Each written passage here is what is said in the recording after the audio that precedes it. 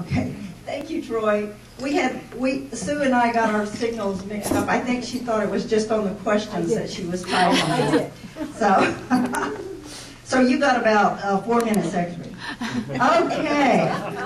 Luther Strange was born in Birmingham in 1953. He became an Eagle Scout at age 13 and graduated from Shades Valley High School in 1970 as an all-state basketball player. Why does that surprise me? He attended Tulane University on a basketball scholarship and earned his bachelor degree in political science. He spent a year working on a merchant marine oil field, sorry, I think I need my glasses. Oil field supply vessel in the North Sea before returning to Tulane to attend law school and completed his Juris Doctorate in 1979. Thank you very much. Thank you guys very much for having me today. I know you can see me, so can you hear me back there okay? Okay, first 2 questions I always get. I know we're having question time, but 6'9", and yes, the answer to the question. I'm 6 feet 9 inches tall. I did play basketball. I think you covered that. This is great to be here with you guys today. I appreciate Mr. King being here. This is an important race. We Republicans are going to have a fantastic year in the fall. We're going to win. We're going to sweep offices in every race that I can think of. So our biggest decision that we will have to make as Republicans will be who we're going to put on our ticket in this coming June 1st primary. So I urge every single one of you in this room, not just for the race that we're running for, but for every person who's taken the time to run for office who's in this room, take the time to Google their names, go to their websites, go hear them speak, talk to people who know them, and get to know them, because the slate you pick for this fall will be the slate that's going to be winning, is going to win, and is going to lead this state into the next 4 years. It's hugely important. I want to say a special thanks before I get into the issues that my friend Al Patterson is here. Al has been a dear friend of mine for many years, way before I ever thought about getting into politics. But we've had some interesting conversations. Al is a graduate of West Point. Really what instilled in me the importance of public service was my uncle. Al knows this story. My uncle, my mother's only brother, was a graduate of West Point, captain of the United States Army, who was killed in World War II, part of the greatest generation. At West Point, Al's alma mater, the military academy, they have an honor for one member of every class who's killed in combat or service to this country. His ring, his class ring, is put in a box, in a display box at West Point, representing every class, someone killed in service to this country. My uncle's ring is on display in West Point. It's a huge honor, class of 1938. His birthday was on the 4th of July.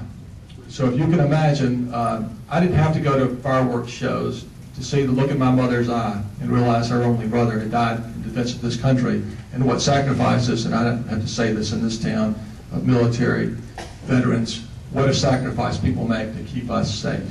And I greatly respect that. And Al's living proof of the sacrifice that has been made, not only in his case, but in his family's case.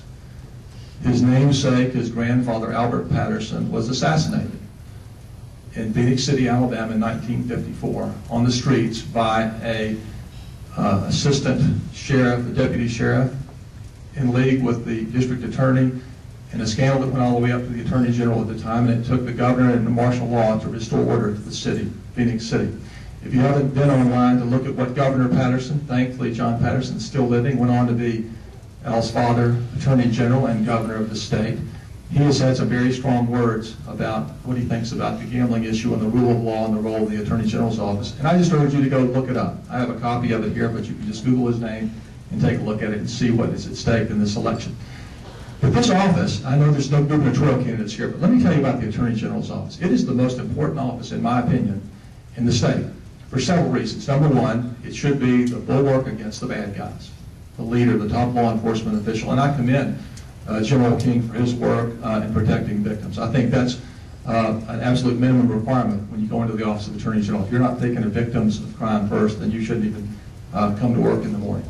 But not only that, it's also the position that stands between what is happening at the federal government and what is happening here in Alabama.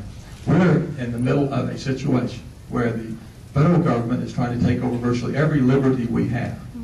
The Attorney General's office, and I know I can't speak to Mr. King's office, but I know under Jeff Sessions and Bill Pryor, one of their top priorities was to have one of the best constitutional law sections in the United States.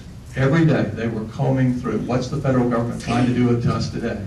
How can we intervene in those cases? How can we get to Washington and protect the rights of the people of the state of Alabama? We Republicans, and I'm sitting here talking to a group of Republicans, we've all worked in the vineyard for many, many years. When we lose our principles, when we go off the reservation and start acting like Democrats, when we have ethical problems, when we get into trouble, when we let spending go out of control, when we fail to address immigration, and on and on and on, guess what? We lose. We lose big time. And if you want to ask me why Barack Obama is in office right now, I think it's very much in large part for the lack of good conservative leadership in Washington. So now we have to deal with what we have. We have a virtual federal takeover of our liberties. If we're not defending the 10th Amendment and doing everything we possibly can, and that's the job of the Attorney General, then we're going to wake up one morning and find out that the people who, like my uncle and Al and many of his colleagues who paid the ultimate sacrifice to protect this country, that we've let it all slip away. That is a top priority for my office. Now, I've got a push card here, and I hope I can put it in every one of your hands. It will tell you where I stand on the issues. It will tell you how I stand on our good conservative issues. There are a couple of things I want to point out. First of all, I'm honored that Jeff Sessions and Richard Shelby, our two strong conservative senior senators, are supporting me in this race. It means more than I can tell you. Somebody said, well, why do you think they're doing that? Well, I'm not going to speak for them. I've just quoted what they've said about me. But I think if you ask them, and I hope you will, you'll find out that it has to do with my character, my conservative views, and my ability to work with fellow Republicans, which I promise to do. Because when it comes down to it, we're going to disagree. There's no question about that. I'm standing here because my parents passed away. They left me nothing of material value. I grew up in Sylacauga, in a little town called Homewood outside of Birmingham, which is like Mayberry. And I didn't have anything. My dad worked at the power plant in Wilsonville, Alabama. My mother was a secretary at Samford University, the Baptist college there, and I used to sneak on their campus and play basketball.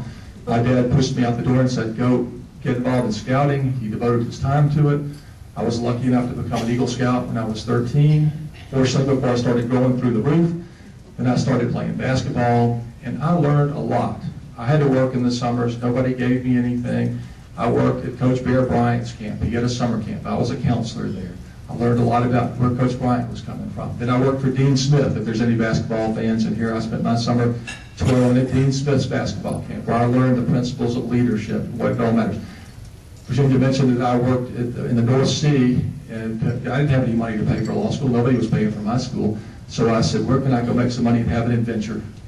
And I worked in the North Sea. If you've ever seen that movie, The Deadliest Catch, that TV show, it's a lot like that, except it's oil pipe flying around instead of lobsters.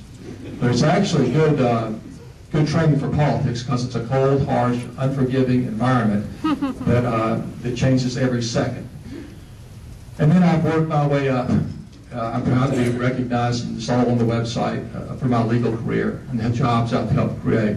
I'm not a government person. I've never been in government. I've helped people like Jeff Sessions and Bill Pryor, and good people. I've always encouraged people to run. But my background comes from 30 years of helping people, small businessmen, large businessmen, create jobs, because that's what makes families great. To get back to my own story, I wouldn't be standing here if I had my parents.